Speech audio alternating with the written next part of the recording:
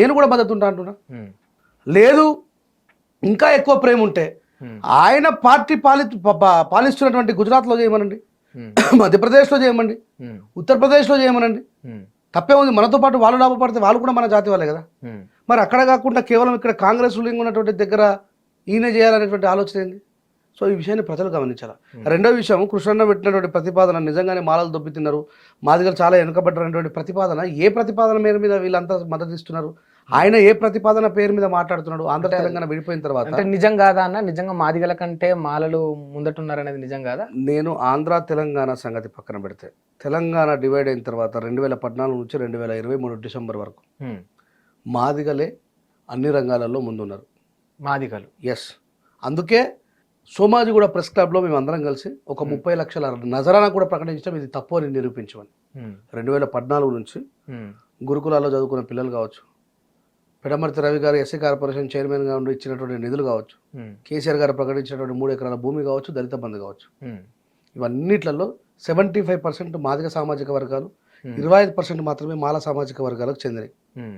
ఇది తప్పు అని నిరూపిస్తే ఆ 30 లక్షల రూపాయలు రివార్డు తీసుకొని పోమని చెప్పినాం. మా నోర్లు మూసుకుంటాం, ఇకపై దాని గురించి మాట్లాడమని చెప్పినాం. కానీ ఇప్పటివరకు ఎవరు దాని మీద స్పందించలేదు. I don't know about of రెండు కలిసి ఉన్నప్పుడు సంగతి నేను మాట్లాడను. కానీ నేను వచ్చింది మాత్రం ఇప్పుడే 2007లో ఉద్యమాలకు వచ్చినా కాబట్టి నేను చూసిన దాని ప్రకారం ఎంపైరికల్ డేటా తీసుకుని ఏం తీసుకున్నా సరే మనకు ఆల్రెడీ నెట్లో కొడితే కనబడుతుంది క్లియర్గా ఎంతమంది ఎస్సీలలో మాదిగలు లబ్ధి పొందిరు, మాలలు లబ్ధి పొందిరు అనే విషయం. సో నేను వాళ్ళు లబ్ధి పొందిరు అని చెప్పేసి వీళ్ళు దొబ్బితున్నారు కదా అని చెప్పి నేను అన్నాను. ఎందుకంటే ఒక బాబాసాహెబ్ అంబేద్కర్ వారసుడుగా అందరూ లబ్ధిదారులే, అందరికీ చెందాల్సిన పనులు అందరికీ చెందాలి. ఇప్పటికీ కూడా జనాభా దామాషా ప్రకారం ఏబిసిడి వర్గీకరణ జరగాలంటున్నాను. నిజంగా తెలంగాణలో మాదిగలు ఎక్కువ ఉంటే జరగాలని చెప్పి అంటున్నాను. కానీ అది రాజ్యాంగబద్ధంగా జరగాలనుకుంటున్నాను. ఒకవేళ ఈ రోజు నేను రాజ్యాంగబద్ధంగా కాదు అని చెప్పేసి దీనికి నేను మద్దతు ఇస్తే రేపు రాజ్యాంగ వ్యతిరేకంగా బీజేపీ చేసే ఏ కార్యక్రమంలో కూడా మాట్లాడే అర్హత నేను కోల్పోతా. అంటే సరే, అంటే మీరు ఎన్ని విషయాలు ఇంత కాన్ఫిడెంట్గా చెప్తారు. బట్ ఒక గ్రామాన్ని మనం ఉదాహరణగా తీసుకుందాం. ఒక గ్రామంలో ఒక 10 మాదిగ కుటుంబాలు ఉన్నాయి అనుకుందాం ఉదాహరణకి, ఒక 4 మాల కుటుంబాలు ఉన్నాయి అనుకుందాం. బట్ వాస్తవానికి ఆ 4 కుటుంబాలు అప్గ్రేడ్ అయినంత ఈ 10 కుటుంబాలు కావు కదా అన్న. ఎందుకు అంత అప్గ్రేడ్ గా లేరు? ఎందుకు లేవు? వాస్తవానికి ఆర్థిక పరంగా కావచ్చు, ఉద్యోగ పరంగా కావచ్చు. What is the reason? మీరు చెప్పాలి. మాదిగలు ఏం చేస్తున్నారు? ఏం పనులు చేస్తున్నారు? అలా కులవృత్తి ఏంది? ఏం చేస్తారు? డప్పు కొడతారన్న. ఇంకేం చేస్తారు? ఏదో కూలి పని ఏదో చేసుకుంటూ చెప్పులు కుడతారు కదా. మాలలు ఏం చేస్తారు? మాలలు మంచిగా గవర్నమెంట్ ఉద్యోగాలలో ఉన్నారు. అరే సుషా, ఇమ్మీడియట్ గా గవర్నమెంట్ ఉద్యోగాల దగ్గరికి పోయినావు తప్ప, మరి వాళ్ళు చదువుకుంటే ఉద్యోగాలు వచ్చినాయి తప్ప ఇంటికి చూపడి కదా ఉద్యోగం వేసుకొని మెడల్ అని చెప్పేసి. మాదిగలు ప్రవీణ్ కుమార్ గారు చెప్పినట్టు డప్పులు కొట్టుడు బంద్ చేసి డాలర్లు సంపాదించమన్నాడు. మరి ఇదే మాట రెడ్డిల దగ్గర ఇంకోరి దగ్గర మీరు అప్లై చేసుకుంటారా అన్న? దేనికోసం? మామూలుగా రెడ్డిలు దోసుక తిన్నారు, రెడ్డిలు ముందట పడ్డారు, రెడ్డిలు సమాజంలో బాగున్నారంటే వాళ్ళు కూడా చదువుకొని ఉద్యోగాలు పొంది వాళ్ళు కూడా డబ్బులు సంపాదించుకొని వాళ్ళు కూడా రాజకీయాల్లోకి వచ్చి అనుకోవచ్చు కదా. అక్కడ మీరు అప్లికేబుల్ చేసుకోండి. ఇక్కడ ఎందుకన్నా ఈ రకంగా చదువుకుంటే ఉద్యోగాలు పొంది. భారతదేశానికి స్వాతంత్రం రాకుండా ముందు ఈ దేశంలో మనవాద వ్యవస్థ ఉండేది. నువ్వు అడిగిన దానికి నేను సమాధానం చెప్తా. మాదిగలలో చాలా మంది బీజేపీ ఏజెంట్లుగా మారి మాట్లాడుతున్న మాటకు నేను సమాధానం చెప్తా. నువ్వు అనుకుంటున్నటువంటి రెడ్లకు, బాపనులకు, కోమటులకు, మాల మాదిగోలకు, బీసీలకు వర్తించేది కాదు ఇది. మళ్ళీ చెప్తున్నా, గుర్తుపెట్టుకో. చదువుకోవడం వల్ల మాత్రమే మాలలు గొప్పలేను కదా, మరి మిగతా రెడ్డులు కూడా చదువుకుంటే గొప్పలేను కాదు. చూడు, ఒకసారి మర్రి చెన్నారెడ్డి గారు సీఎంగా ఉన్నప్పుడు ఎవరి దగ్గర భూములు ఉన్నాయో చూడు.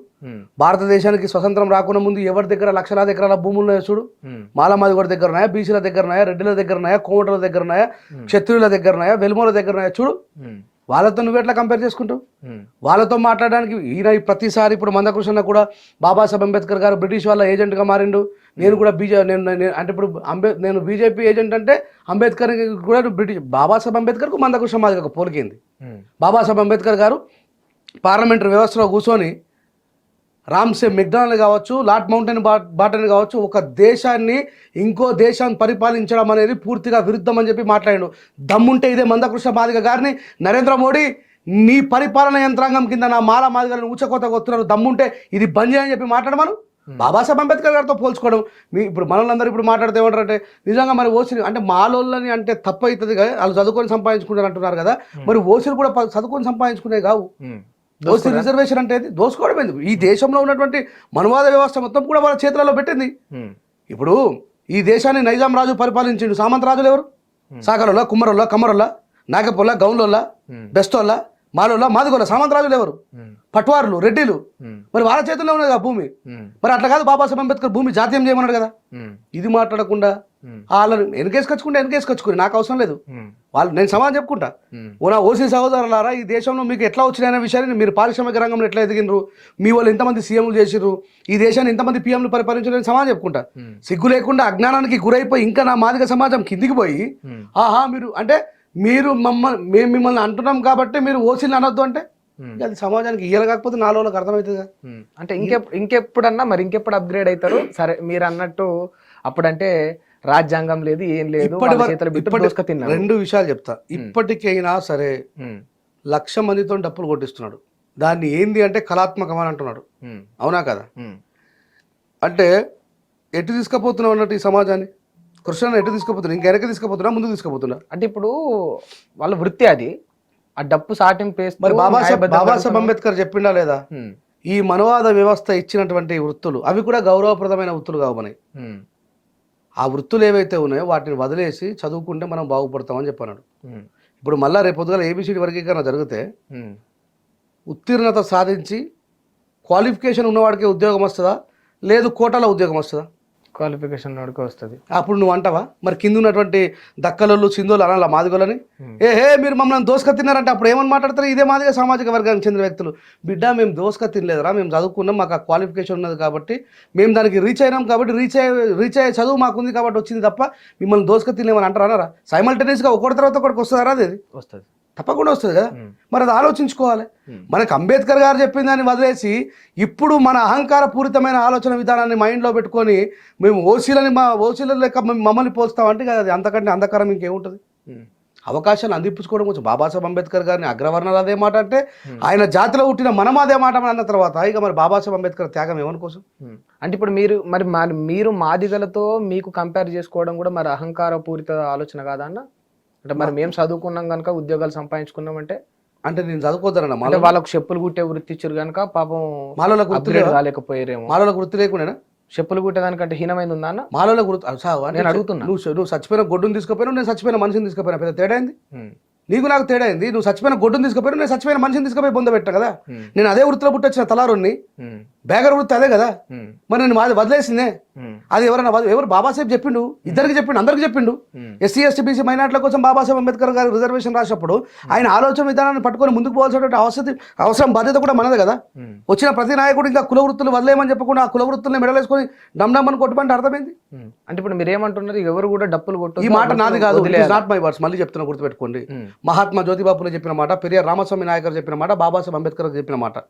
ఓ దళితులారా, మీరు మీ కుల వృత్తుల్ని వదిలేసి పలకలు పట్టుకుని అక్షరాలు పట్టుకోండి అన్నాడు. అయితే ఆర్ఎస్ ప్రవీణ్ కుమార్ గారు ఆ స్టేజ్ పోయారు. గాలి వినోద్ కుమార్ గారు ప్రొఫెసర్ కాగలిగారు. చదువుకోకుండా ఇంకా ఆనే ఉంటే అలా ఉండకపోలేదు. ఇక నువ్వు ఎట్లా చెప్తావు అంటే ప్రతిదాన్ని నేను తీర్చిదిద్దలేను కదా.